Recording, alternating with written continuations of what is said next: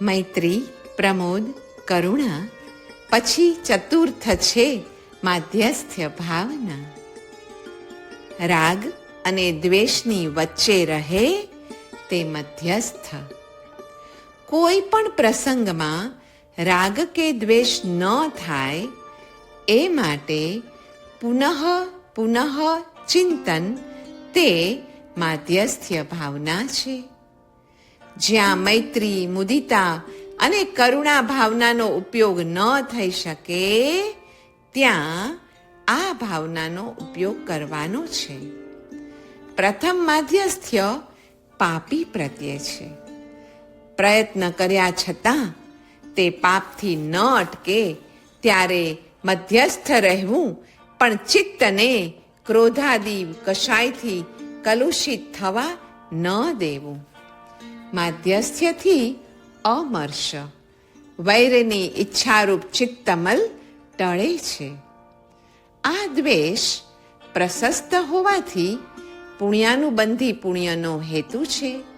પરિણામે તે સાંસારિક સુખ ઉપર રાગ દ્વેષ રહિતપણું કે માધ્યસ્થ્ય જન્માવે છે.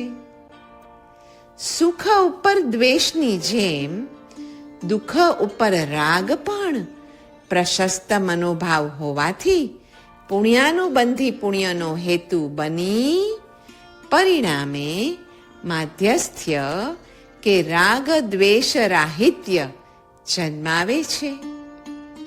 મધ્યસ્થતા રાખવાથી પાપી પાપમાં આગ્રહી બનતા અટકે છે અને ભવિષ્યમાં તેને સુધારવાની તક કાયમ માટે રહે છે.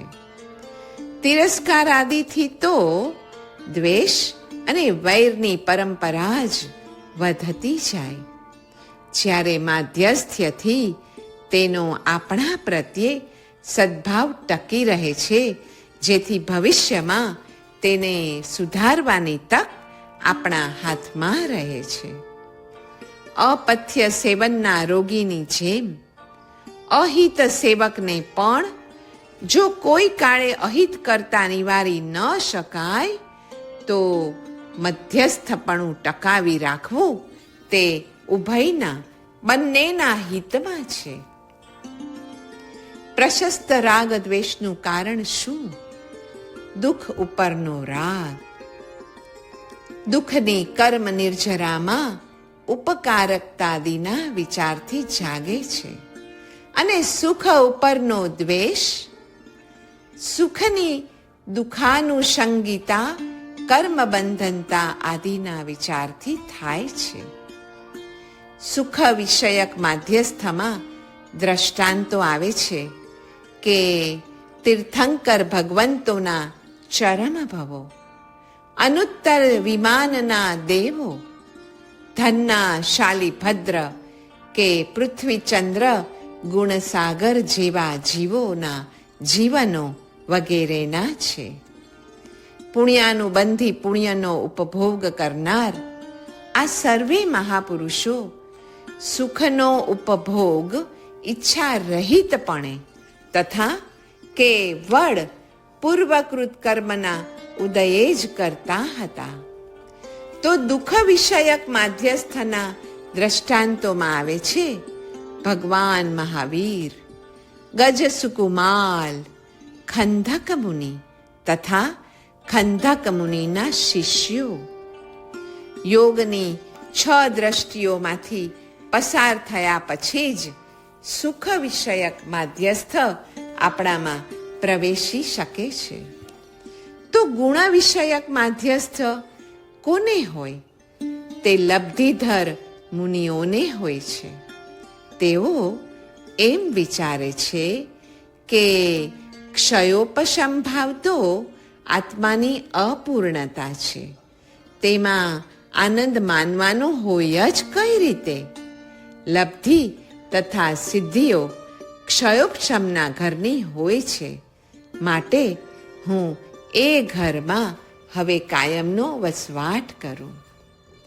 તો મોક્ષ વિષયક માધ્યસ્થ્ય જોઈએ તો અપ્રમત્ત આદિ ઉપરના ગુણ સ્થાનકોએ તે પ્રગટે છે, જેને અસંગાનુષ્ઠાન પણ કહેવાય છે. એ સમયે સાધકનો આત્મા સહજાનંદ રૂપ અમૃતના મહાસાગરમાં નિમગ્ન બને છે અને સર્વ વિષયક માધ્યસ્થ્ય તો કેવલી ભગવંતોને જ હોય છે તથા કેવલી ભગવંતોએ બતાવેલા તત્વોનું અને એકાંત દ્રષ્ટિએ ચિંતન કરનાર મહાપુરુષોને તો તે સ્વયમેવ પ્રગટે છે. આ માધ્યસ્થ્યને ધારણ કરનારા મહામુનિઓને સર્વ વિચારો અને વચનો પ્રત્યે માધ્યસ્થ્ય હોય છે. તેમનો મનઃ પરિણામ સર્વનયાવગાહી હોય છે. તે વિના વસ્તુ તત્વનો યથાર્થ નિર્ણય સંભવે જ નહીં. માધ્યસ્થ્યના કારણે શું બને છે? જિનેશ્વરમાં માધ્યસ્થ્ય હોવાના કારણે તેમના વચનો સાગર કરતાં પણ ગંભીર, ચંદ્રમા કરતાં પણ સૌમ્ય હોય છે. તેઓને કેવળ સત્યનો જ આશ્રય હોવાથી સ્વદર્શન પ્રત્યે રાગ અને પરદર્શન પ્રત્યે દ્વેષ રહેતો નથી. શ્રીજીના પ્રવચન એ માધ્યસ્થ્ય રસથી છલોછલ ભરેલું છે, કેમ કે તેના પ્રરૂપક પરમ મધ્યસ્થી એવા શ્રી જિનેશ્વર દેવ છે.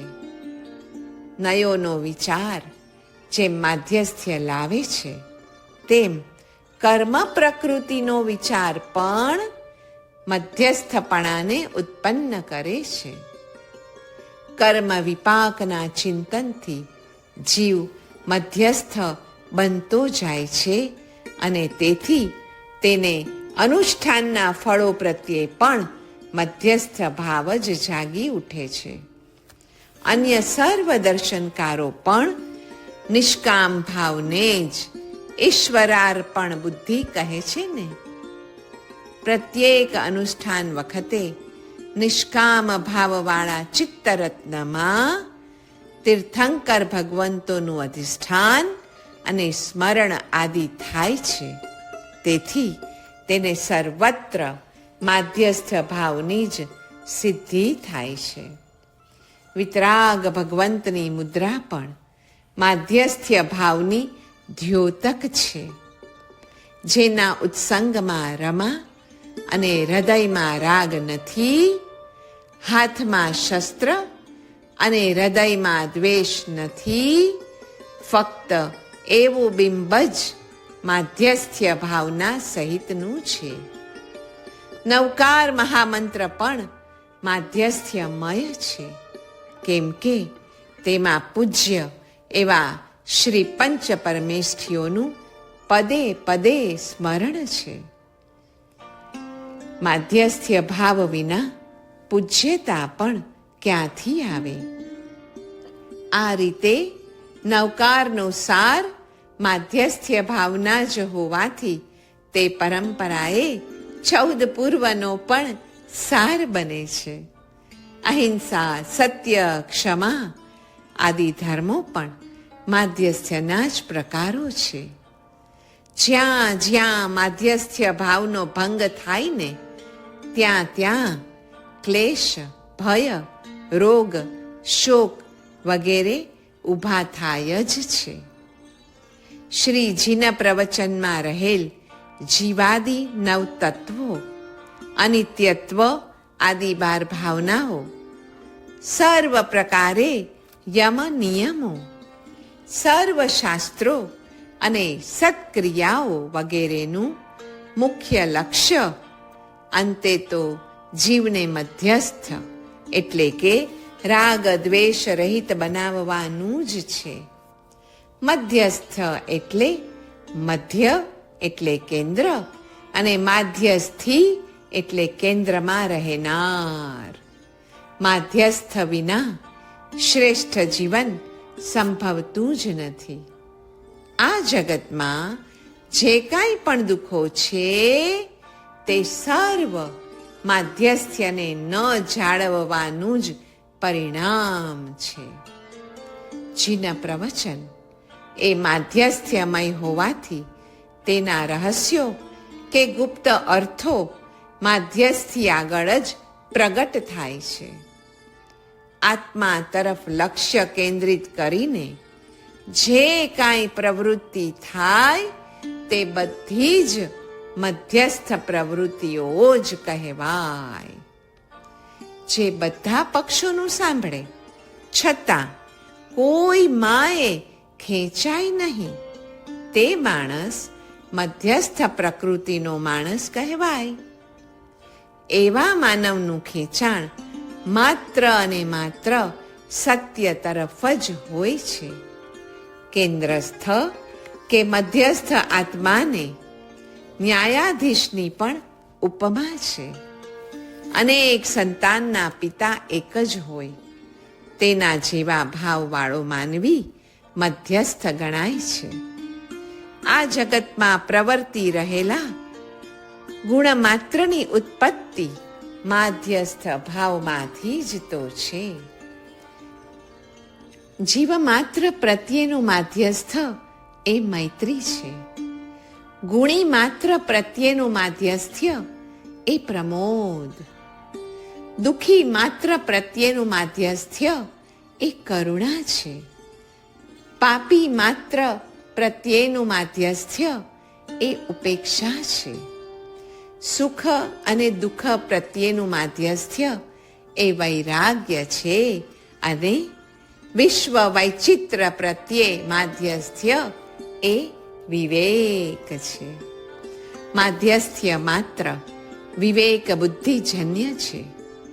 ન્યાયની બુદ્ધિ એ સત્યનો પક્ષપાત કરે છે. અહિંસાદી વ્રતો, ક્ષમાદી ધર્મો, દાન, દેવ પૂજન આદિ શુભ પ્રવૃત્તિઓ એ સર્વે ન્યાય બુદ્ધિનું જ ફળ છે. સર્વ પ્રકારના શુભ અનુષ્ઠાનો અને સર્વ શુભાશિતો ન્યાય બુદ્ધિ અને મધ્યસ્થ વૃત્તિવાળા અને આત્મસ્થિત મહાપુરુષોના હૃદયમાંથી નીકળેલા હોવાથી ઉપાદેય છે, આચરવા યોગ્ય છે. સામાયિક ધર્મ એ પણ પરમ મધ્યસ્થ એવા 24 તીર્થંકરો શ્રી જિનેશ્વર ભગવંતોનો સાધકોને સર્વકાલીન ઉપયોગી એવો ઉપદેશ છે. તેથી મધ્યસ્થ ભાવનો જ દ્યોતક છે. માધ્યસ્થ્ય અથવા પોઝિટિવ ન્યુટ્રાલિટી એટલે અરાગ દ્વેષ વૃત્તિ જે બધા જ ગુણોની જનની છે. માધ્યસ્થ્ય વૃત્તિ જીવને સ્વસુખ સ્વરૂપમાં વિશ્રાંતિ આપનાર માતાની ઉપમાને પાત્ર છે. માધ્યસ્થ્ય યાને સુખી, દુઃખી, પુણ્યવાન, પાપી, ગુણી, નિર્ગુણી, સંસારી યા સિદ્ધ એમ સર્વ પ્રત્યે આત્મૌપમ્ય વૃત્તિ રાખે તે ભાવનું નામ છે માધ્યસ્થ્ય. પરમાત્મૌપમ્ય ભાવનું ફળ માધ્યસ્થ્ય ભાવ છે અને માધ્યસ્થ્ય ભાવનું મૂળ અને કાંત છે.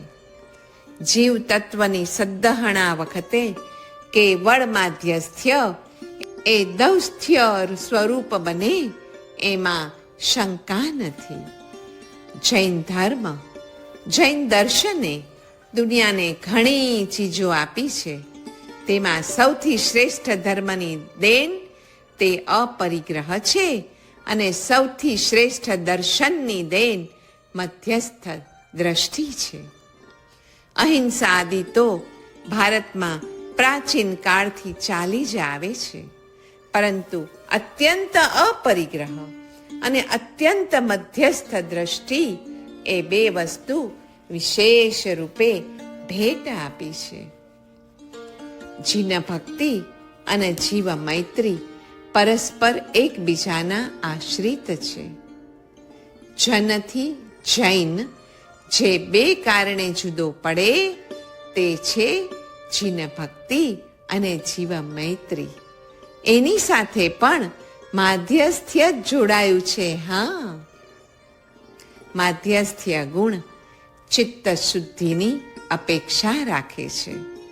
ચિત્ત શુદ્ધિ ન્યાય બુદ્ધિની, ન્યાય બુદ્ધિ યથાર્થ જ્ઞાનની અપેક્ષા રાખે છે, તો યથાર્થ જ્ઞાન આત્મવચનની તથા આપ્ત વચન આપ્ત પુરુષની અપેક્ષા રાખે છે. વળી આપ્ત પુરુષનું સમાગમ પુણ્ય બળની, પુણ્ય બળ દેવગુરુની ભક્તિની, દેવગુરુની ભક્તિ દીન તથા દુઃખીની દયાની, અને દીન દુઃખીની દયા એ દેવગુરુની ભક્તિની અપેક્ષા રાખે છે. એમ જીન ભક્તિ તથા જીવ મૈત્રી પરસ્પર આશ્રિત થયા ને. આધ્યાત્મિક મૈત્રી વિચારોની હોય અને તે જ સાચી મૈત્રી છે. પંચ પરમેષ્ઠીના 36, 25 કે 27 ગુણોને આગળ કરીને જ આરાધના થાય, એમ જીવમાં રહેલ ગુણોને આગળ કરવાથી જ જીવ રાશિ પ્રત્યે મૈત્રી ભાવ સાધી શકાય છે. મૈત્રી એટલે સ્નેહ પરિણામ. દ્વેષ તેને શોષવી નાખે છે, માટે દ્વેષ કદાપી ન કરવો. એ નિયમ છે ને કે દ્વેષી ગુણાન ન પશ્યતિ, ગુણને ન જોનાર અને દોષને જ જોનાર દ્વેષી બને છે. દ્વેષીમાં મૈત્રી ભાવ ટકતો નથી. મિત્તિ મે સવ્વ ભુવેષુ, એ ભાવ તો જ ટકે કે જીવ માત્રમાં રહેલ ગુણોને જોવામાં આવે. એ ગુણ એ વચનને આગળ કરવાથી જોઈ શકાય કે અક્ષરનો અનંતમો ભાગ જીવ માત્રમાં નિત્ય ઉઘાડો હોય જ છે. અને એ રીતે જોનાર સાધક જ મૈત્રી ભાવથી ગુણદ્રષ્ટિ વડે જીવ માત્રનો આરાધક બને છે. દોષ જોવાથી દોષ આવે અને ગુણ જોવાથી ગુણ.